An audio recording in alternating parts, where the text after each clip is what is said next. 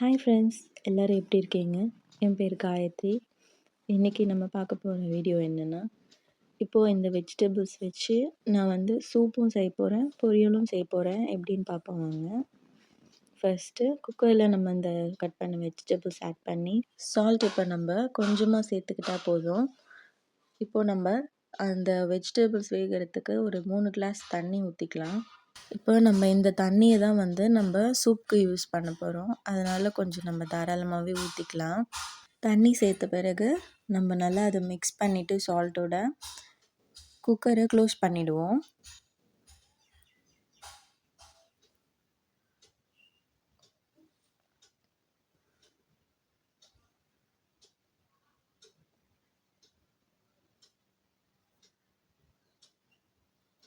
Cooker close பண்ணியாச்சு. நம்ம close பண்ணிவிட்டு விசில் போட்டுருவோம். ஒரு விசில் வச்சா போதும் இந்த வெஜிடபிள்ஸ் வேகிறதுக்கு.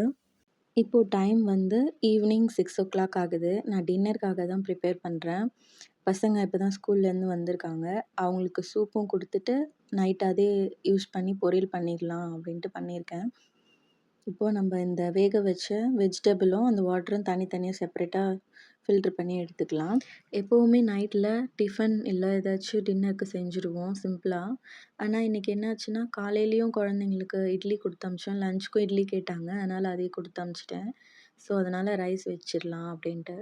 இப்போது நம்ம இந்த குக்கர்லேயே கிரேட்டட் ஜிஞ்சர் கார்லிக் போட்டு நல்லா ஃப்ரை பண்ணி எடுத்துக்கலாம். நல்லா அது ஃப்ரை ஆகி வந்த உடனே நம்ம வந்து வெஜிடபிள்ஸ் கொஞ்சம் ஆட் பண்ணிக்கலாம். நம்ம ஆல்ரெடி வேக வச்சுருந்த வெஜிடபிள்ஸில் கொஞ்சம் எடுத்து நம்ம சூப்புக்காக யூஸ் பண்ணிக்கலாம். சும்மா ஃப்ரை பண்ணிவிட்டு ஆல்ரெடி வெஜிடபிள் குக் பண்ணி வச்சுருந்த வாட்டரை நம்ம இதோட ஆட் பண்ணிக்கலாம். இந்த ரெசிபி வந்து உண்மையாகவே சிம்பிள் அண்ட் டேஸ்டியாக இருக்கும். ட்ரை பண்ணி பாருங்கள். இப்போ நம்ம அந்த வெஜிடபிள் வாட்டரை இதில் ஆட் பண்ணியாச்சு.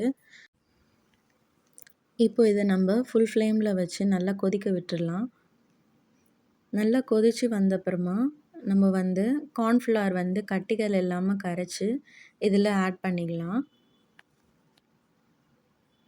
நல்ல ஒரு கன்சிஸ்டன்சி கொடுக்கும் நம்ம சூப்புக்கு. ஸோ கார்ன்ஃப்ளவரை நல்லா மிக்ஸ் பண்ணி விட்டுக்கோங்க. நிறைய குழந்தைங்களுக்கு வந்து வெஜிடபிள்ஸ் அப்படியே சாப்பிட பிடிக்காது. அப்படி இருக்க பட்சத்தில் நம்ம என்ன பண்ணலான்னா, வெஜிடபிள்ஸ் மிக்சியில் போட்டு சும்மா ஒரு 2 அரை அரைச்சி இதில் ஆட் பண்ணிக்கலாம். இப்படி வெஜிடபிள்ஸ் இப்படியே போடுறதுக்கு பதிலாக. இப்போது நான் இதில் 1 ஸ்பூன் பெப்பர் பவுடர் ஆட் பண்ணிக்கிறேன். நமக்கு வேணும்னா இன்னும் கூட போட்டுக்கலாம். நான் வந்து குழந்தைங்க சாப்பிட்றதால கொஞ்சம் கம்மியாகவே போட்டுக்கிறேன் ஸ்பைஸை. இப்போது சூப் நல்லா கொதிச்சு வந்திருக்கு. இந்த டைமில் நம்ம கொத்தமல்லி போட்டு ஆஃப் பண்ணிடலாம். Simple, tasty and healthy soup ready ஆகிடுச்சு. இப்போது நம்ம சர்வ் பண்ணிடலாம். அடுத்து நம்ம பேலன்ஸ் இருக்க அந்த வெஜிடபிள்ஸ் வச்சு பொரியல் செஞ்சிடலாம். நல்லா எண்ணெய் ஹீட் ஆனதுக்கப்புறம் கடுகு சேர்த்து நல்லா பொரிஞ்சு வந்ததுக்கப்புறம் நம்ம வந்து அதில் கடலைப்பருப்பு, உளுந்தம்பருப்பு சேர்த்து நல்லா செவக்க வறுத்து எடுத்துக்கலாம். இது நல்லா வறுபட்டு வந்தப்புறம் இப்போது இதில் இடித்த பூண்டு, காஞ்ச மிளகாய், கருவேப்பிலை சேர்த்து நல்லா வதக்கிக்கலாம். இது நல்லா வதங்கி வந்தப்புறம் நம்ம பெருங்காய பொடியை சேர்த்து கொஞ்சம் வதக்கி எடுத்துக்கலாம். இப்போது நம்ம வெங்காயம் ஆட் பண்ணி நல்லா வெங்காயத்தை வதக்கி எடுத்துக்கலாம். இந்த பொரியல் சட்டுன்னு ரெடி ஆகிடுங்க. சும்மா தாளிச்சிட்டு அந்த வெஜிடபிள்ஸ் ஆட் பண்ணி சால்ட் போட்டால் போதும். நல்ல டேஸ்டியான பொரியல் ரெடி ஆகிடும். இப்போது நம்ம அந்த வெஜிடபிள்ஸ் ஆட் பண்ணிக்கலாம். ஆட் பண்ணி நல்லா ஹை ஃப்ளேமில் வச்சு நல்லா பரட்டி எடுத்திங்கன்னா டேஸ்டி அண்ட் ஹெல்த்தி குயிக்கான பொரியல் ரெடி. பார்க்க கலர்ஃபுல்லாக இருக்குல்ல, ஹெல்த்தியும் கூட. நெக்ஸ்ட்டு நம்ம சாம்பார் வச்சிடலாம். இப்போது நம்ம குக்கரில் 1/2 கப் துவரம்பருப்பு, 1/2 கப் வந்து சிறுபருப்பு எடுத்துக்கலாம். நான் எப்பயுமே வந்து சிறுபருப்பு ஆட் பண்ணிப்பேன், குழந்தைங்களுக்கு நல்லதுன்றதால. நல்லா இதை வாஷ் பண்ணிவிட்டு ஒரு 2-3 டைம்ஸ் நம்ம தேவையான அளவுக்கு வாட்டர் ஊற்றிக்கலாம். அதில் நான் வந்து ஒரு 3 கிளாஸ் தண்ணி ஊற்றிருக்கேன். இப்போ நம்ம இது கூடவே 2 பச்சை மிளகா, தக்காளி, வெங்காயம், 1 ஸ்பூன் மஞ்சத்தூள் சேர்த்து நல்லா மிக்ஸ் பண்ணி விட்டுக்கலாம்.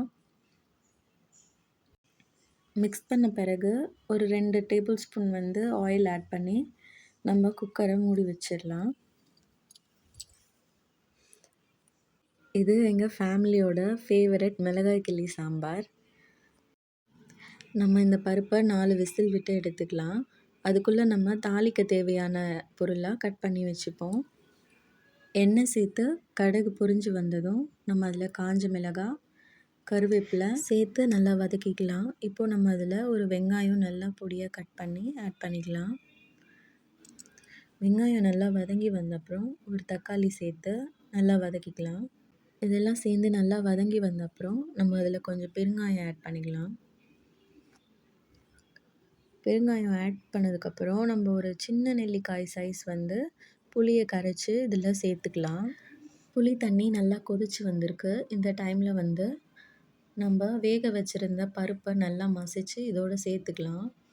சேர்த்து நல்லா மிக்ஸ் பண்ணி விட்டு மிளகாய் தூள் ஒரு ஸ்பூன் போட்டால் ரொம்பவே டேஸ்ட்டாக இருக்கும் மிளகாய் கிள்ளி சாம்பார்.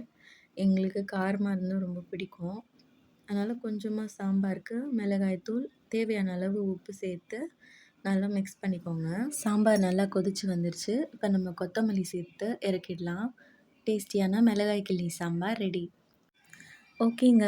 இந்த சிம்பிளான 3 டிஷ்ஷும் உங்களுக்கு பிடிச்சிருக்கும்னு நினைக்கிறேன்.